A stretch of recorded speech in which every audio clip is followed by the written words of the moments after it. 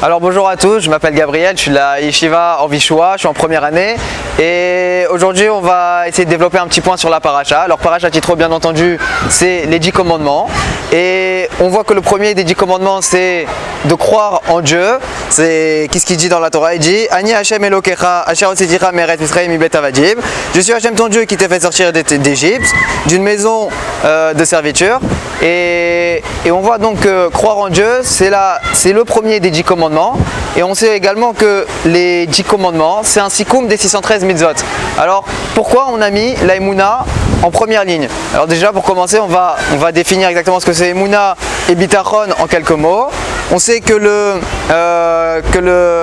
Chazon Ish, il décrit le Bitachon comme intrinsèquement lié à la Emouna.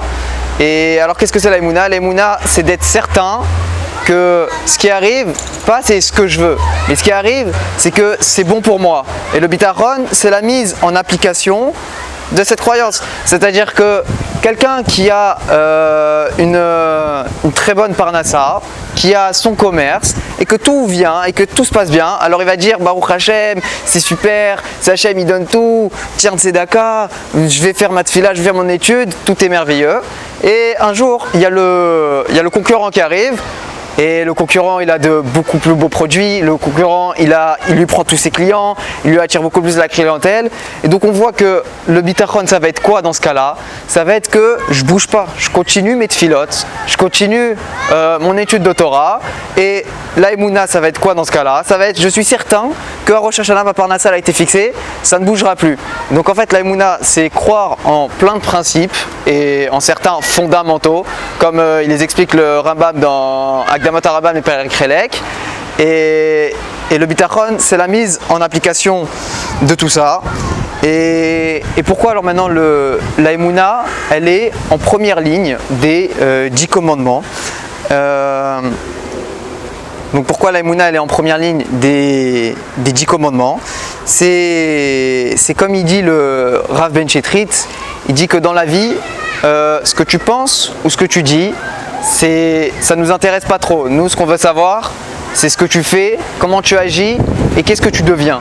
C'est-à-dire que si tu fais de la menuiserie, alors tu deviens menuisier. Si tu t'occupes de ton couple, tu deviens marié. Si tu fais les mitzvot, tu deviens quelqu'un de bien, tu deviens un ben Torah. Et t'as beau dire Dieu je l'adore, Dieu c'est super, il me donne tout et tout, mais quand tu es devant le Big Mac, tu craques, tu le manges. Alors ça colle pas, ça nous intéresse pas et tu as quand même fauté. Et donc on voit ici que le premier des 10 commandements, il nous demande quoi? En vrai, il nous pose une question. Il nous pose la question, qu'est-ce que tu deviens dans ta vie? Qui tu deviens?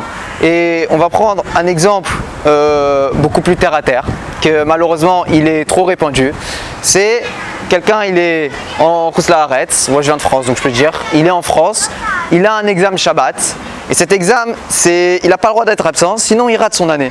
Alors soit il va dire, il a la Emouna, il va mettre en application grâce à son bitachon, et il va dire, je n'irai pas à cet examen, peu importe les conséquences, c'est pas grave, de toute façon je suis certain que c'est bon pour moi, c'est pas ce que je veux, mais c'est bon pour moi. Et donc il respecte le commandement Ani Hashem Elokecha, je suis Hashem ton Dieu, il y croit, et donc il va pas, il respecte le Shabbat. Ou alors il dit, ça va, de toute façon écrire, ça peut passer une fois, allez, c'est un examen, c'est pour ma parnassa, ça peut... Il y a deux catégories. Et donc, qu'est-ce qu'on voit dans le premier des 10 commandements, la paracha Yitro? C'est qu'en fait, il faut faire la Torah, les mitzvot, pas selon notre envie, mais selon ce que Dieu il a demandé, selon ce qu'il faut faire, peu importe les conséquences, en étant certain que, quelle que soit la situation, c'est bon pour nous. Il y a deux types de bitachon pour terminer. Il y a le bitachon passif, où il y a une situation, malade, on ne peut rien faire. On dit Gamzou les Tova. Il y a le bitachon actif, comme on a dit, il y a examen Shabbat, on ne vient pas. Et donc j'espère que par ces quelques minutes de Torah, ça va vous aider. Et je vous souhaite un très bon Shabbat Shalom et bonne fête pour tous les Tunisiens.